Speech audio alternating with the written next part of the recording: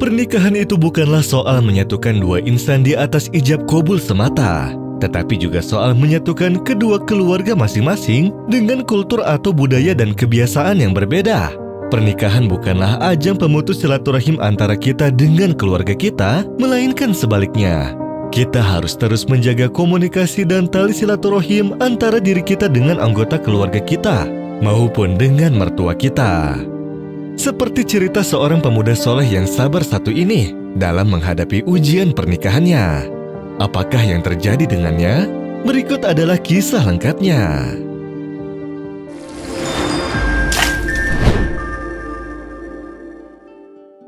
Kisah ini menceritakan seorang pemuda soleh yang kebiasaannya selalu berbuat baik kepada orang yang ia kenal maupun orang asing yang tidak dikenalnya. Dia begitu dicintai di keluarganya, disegani oleh tetangganya, juga dihormati oleh rekan-rekannya karena perilakunya yang baik, apalagi dalam segi amal ibadahnya kepada Allah. Dirinya menikahi seorang gadis cantik yang berasal dari kalangan keluarga terpandang. Namun setelah 1 bulan dari pernikahan mereka, terbongkarlah bahwa istri dari si pemuda itu tidak mencintai keluarga dari si pemuda. Bahkan ia tidak menghormati keluarga si pemuda tatkala mereka berdua berkunjung ke rumah keluarga si pemuda. Padahal perlakuan keluarga si pemuda ini sangatlah baik kepada si perempuan. Bahkan mereka sampai menyajikan makanan yang lezat untuknya. Si pemuda juga sempat menegur dan mendiskusikan perihal sikap buruk istrinya tersebut terhadap keluarganya, namun si perempuan malah memalingkan wajahnya dan berucap bahwa dia merasa sudah memperlakukan keluarga si pemuda dengan sangat baik seperti seharusnya. Sehingga si pemuda pun mencoba untuk tetap sabar menghadapi perilaku istrinya yang buruk, dan dia berdoa dalam sholatnya kepada Allah agar istrinya diberikan hidayah. Setelah 1/2 tahun berlalu dari pernikahan mereka, suatu hari, si pemuda berkata kepada istrinya bahwa dia sangat merindukan kedua orang tuanya beserta saudara-saudaranya. Si pemuda meminta agar istrinya menyajikan jamuan makan siang untuk mereka besok. Dan si pemuda berkata kalau ia akan menghubungi mereka untuk mengundang mereka ke rumahnya.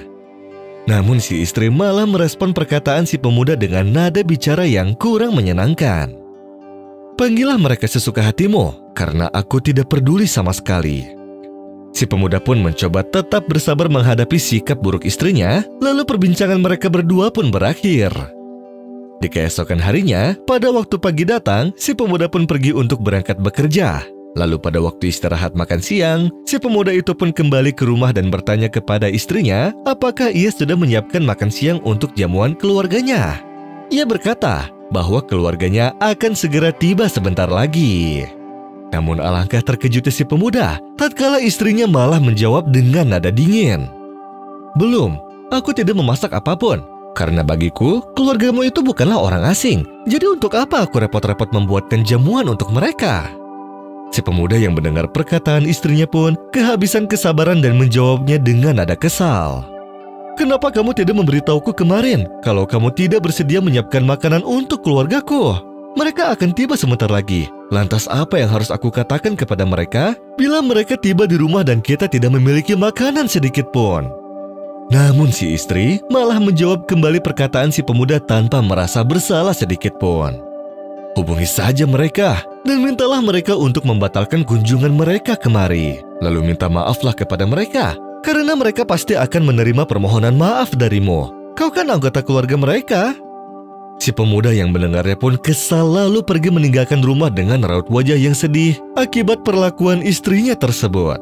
Dan tak lama setelah si pemuda meninggalkan rumah, tiba-tiba terdengarlah suara ketukan pintu rumah mereka. Dan ketika si istri membuka pintu, alangkah terkejutnya ia bahwa ternyata yang berkunjung ke rumah mereka adalah keluarga dari si istri, dan bukanlah keluarga si pemuda. Setelah itu ayah dari si istri pun menanyakan keberadaan si pemuda. Kemudian si istri menjawab bahwa suaminya sedang pergi keluar. Mendengar perkataan putrinya yang nyeleneh, sang ayah pun marah dan berkata dengan sangat kesal, "Apa-apaan ini semua? Kemarin ia menghubungiku dan mengatakan kalau ia mengundang kami semua untuk datang kemari dan makan siang bersama. Bagaimana bisa ia pergi keluar rumah setelah kami semua sudah tiba di sini?" Si istri yang mendengar perkataan ayahnya pun tercengang dengan kabar itu. Dia mulai menggosok-gosok kedua tangannya yang gugup sembari kebingungan. Ia berkata dalam hatinya, "Sial, Makanan yang ada di dapur pun tidak cocok dengan selera keluargaku. Makanan itu hanya cocok untuk keluarga suamiku yang sederhana. Setelah itu si istri pun menghubungi suaminya dan ia berkata dengan kesal kepadanya, "Apa maksud dari ini semua? Kenapa kamu tidak memberitahuku kalau yang akan datang itu adalah keluargaku? Kenapa kamu malah bilang kalau yang akan datang itu keluargamu?" Si pemuda yang mendengar perkataan istrinya pun tersenyum dan berkata padanya, "Memangnya kenapa? Tidak ada perbedaan di antara keluargaku dengan keluargamu. Mereka semua sama-sama keluargaku juga." Kemudian si istri pun menjawab, "Pokoknya aku minta kamu untuk pulang sekarang juga. Di rumah tidak ada makanan sama sekali. Maka dari itu, bawakanlah makanan siap saji untuk keluargaku." Si pemuda pun berkata dengan sedikit kesal, "Mereka semua adalah keluargamu dan bukan seperti orang asing, bukan? Berikanlah mereka makanan seadanya yang ada di rumah, seperti yang kamu inginkan untuk memberi makan keluargaku." Lalu si pemuda pun mematikan telepon tersebut. Namun setelah 5 menit berlalu, si pemuda pun pulang ke rumah dengan membawa makanan yang paling enak. Kemudian sang ayah mertua pun menanyakan apa yang terjadi kepada si pemuda. Lalu si pemuda pun menjelaskan semua perilaku buruk istrinya selama ini terhadapnya dan juga keluarganya. Sehingga semua anggota keluarga istrinya pun merasa sangat marah terhadap si istri. Ayahnya berkata dengan nada marah kepada putrinya, "Apakah kamu tidak mendengar bahwa Nabi Shallallahu Alaihi Wasallam pernah bersabda, barang siapa yang beriman pada Allah Subhanahu Wa Taala dan hari akhir, maka muliakanlah tamunya." Kemudian ayahnya pun meminta izin kepada si pemuda untuk memberikan pelajaran kepada putrinya tersebut. Akan tetapi si pemuda mencoba untuk menenangkannya dan berkata kepada ayah mertuanya, "Tenanglah wahai ayah, sejujurnya aku bisa saja memberinya hukuman yang menyakitkan. Akan tetapi aku selalu berharap agar dia dapat berubah dengan sendirinya. Untuk apa sholatnya jika dia tidak dapat memperbaiki perilakunya sendiri kepada orang lain? Demi Allah wahai ayahku, aku takut akan terjadi kebatilan terhadapnya atas perilakunya sendiri yang buruk. Keluargaku selalu memujinya, tetapi aku tidak pernah melihat satupun pujian yang baik darinya. Maka dari itu aku selalu berdoa kepada Allah agar memberikan hidayah kepadanya." Sehingga si istri yang mendengar perkataan suaminya itu pun meminta maaf atas perilakunya yang buruk selama ini.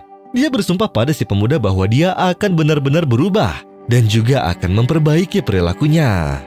Dia mendapat pelajaran yang berharga dari kejadian hari ini. Dia mengakui semua kesalahannya dan meminta ampunan kepada suaminya serta ayahnya. Meskipun si istri sudah bersikap sangat keterlaluan, namun si pemuda soleh yang baik ini pun memaafkan istrinya yang sudah bersikap tidak baik terhadap dirinya dan keluarganya selama ini. Sehingga ia pun mencoba menenangkan istrinya yang bersedih dan membimbingnya untuk menjadi pribadi yang lebih baik lagi. Seperti itulah seharusnya peran seorang suami, mampu bersabar dalam menghadapi seorang istri dan membimbingnya untuk menjadi pribadi yang lebih baik lagi. Begitupun peran seorang istri. Seorang istri seharusnya menaruh rasa hormat dan menghargai seorang suami, menjaga kehormatannya serta mendukungnya. Tidak ada hubungan yang sempurna di dunia ini. Akan tetapi, kita dapat saling menyempurnakan suatu hubungan antar satu sama lainnya. Wallahu a'lam bishawab. وقل اعملوا فسيرى الله عملكم ورسوله والمؤمنون وستردون إلى عالم الغيب والشهادة فينبئكم بما كنتم تعملون